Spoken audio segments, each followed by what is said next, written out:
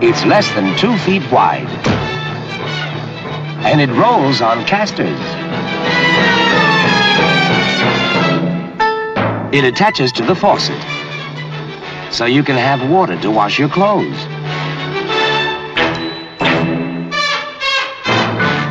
And it rolls on casters.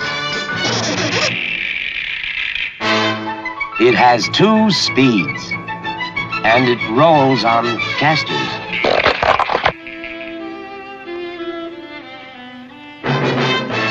It has 4 cycles, and it rolls on casters. But the nicest thing about this Whirlpool automatic washer is that you can have it installed permanently, and then it doesn't roll on casters.